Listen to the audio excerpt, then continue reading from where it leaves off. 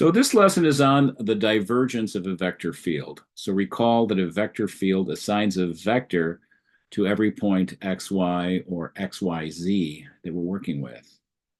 So here's a three-dimensional vector field. Capital F of xyz has functions little f in the x direction, little g in the y direction, and little h in the z direction. What do we want to find from there? Our goal is to find the divergence of f. Now, the divergence of f is a scalar. It is not a vector. Now, how do I do that? I take the partial derivative with respect to x of the first piece plus the partial derivative with respect to y of the second piece plus the partial derivative with respect to z of the third piece.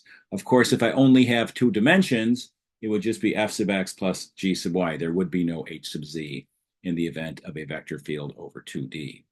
Now, there is another symbol that we like to use. We call this symbol del. So here's our del symbol. Our del symbol is perceived as a verb. It says take the partial derivative with respect to x of the first slot, comma, partial derivative with respect to y of the second slot, comma, partial derivative with respect to z of the third slot. So can you see how we could put del together with big F to get div F? Can you see the tool that will make that happen? Del with big F to give div F? Well, it is the dot product. Del dot big F, del dot big F. Partial with respect to x of little f plus partial with respect to y of little g plus partial with respect to z of little h. That is div F. So we often think of div F as the dot product of this del operator with the vector field big F. That's what we're working with. And that simplifies to what? To f sub x plus g of y plus h of z. Now let's take a look at an example function. So I have a vector field in two variables. Big F of xy is x over the square root of x squared plus y squared, comma y over the square root of x squared plus y squared. And I want to look at the behavior of that function. So let's go ahead and take a look at its graph. Take a look at the graph of that vector field to see how it behaves. So here we go. You'll notice this app calls the first function m, x over square root of x squared plus y squared, and n is y over the square root of x squared plus y squared. Since it's two-dimensional, the last slot is 0. I'm dividing it by 4 to make it a little easier to see, but you'll notice it's exploding outwards. It's exploding outwards. That's going to be an important concept for us in terms of working with the divergence. So just keep this image in mind as we'll work through some analysis.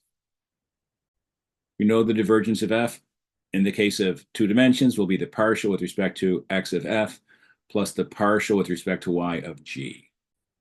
Now, before we do this, we have to ask ourselves, what does it mean? What does the divergence of f mean? What does it represent? It is a scalar. It is a number. Could be positive, could be negative. We need to put it in some sort of context. What we say is the divergence of a vector field measures how much the flow is expanding at a given point.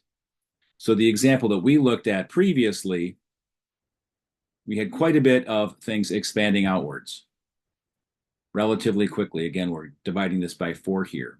So expanding outwards, all the same size, but expanding outwards for sure. So what does that tell us? In that case, if it's expanding outwards, our divergence at that point is positive. We think of that as a source. And if it's coming inward like this, it should be negative. Well, if that's the case, looking at our picture, it sure appears that this vector field is expanding outwards. So we think we should get a positive divergence. So let's do some computation to find out what that is.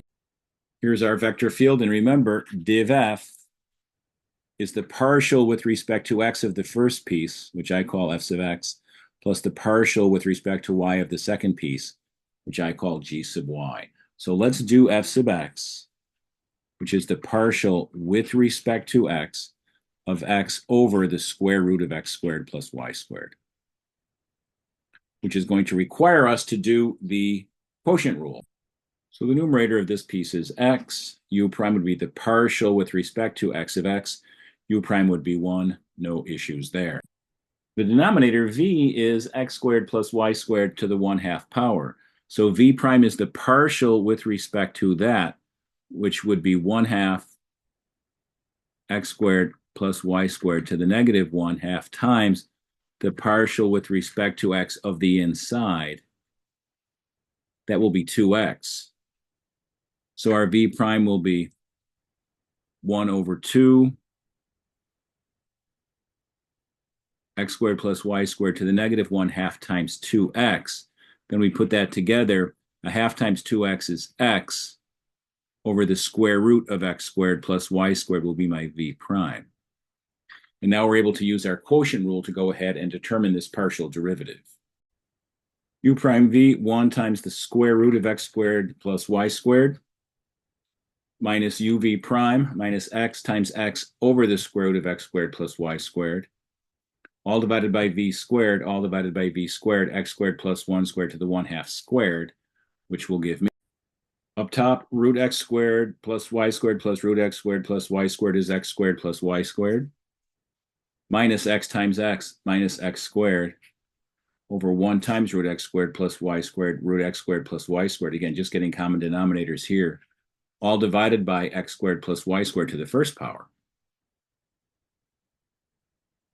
And then what does this give me? You'll notice upstairs we have x squared plus y squared minus x squared, just y squared. And downstairs, 1/2 power and 1 power, x squared plus y squared to the 3/2 power.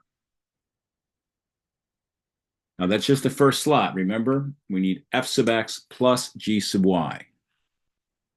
I've just done f sub x. Now let's go ahead and do g sub y to find our,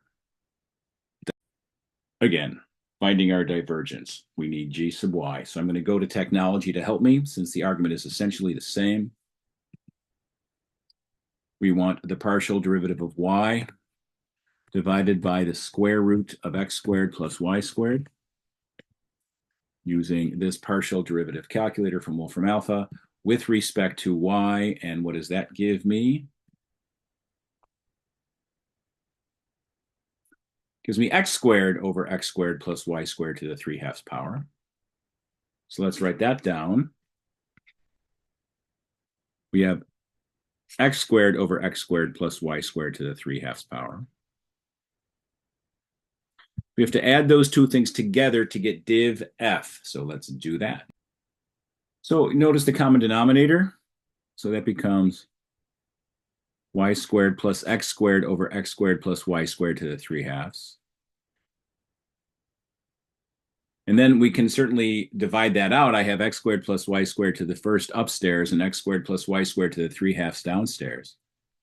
Dividing that out, we get 1 over x squared plus y squared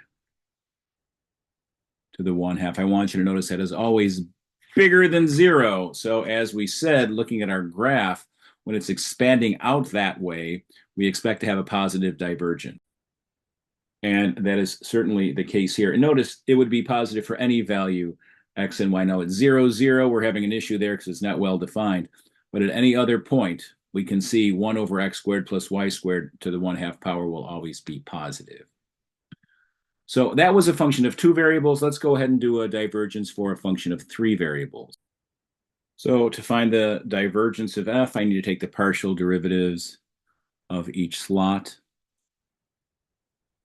So div f would be f sub x plus g sub y plus h sub z. The first function we think of is f. The second function we think of is g. The third function we think of is h.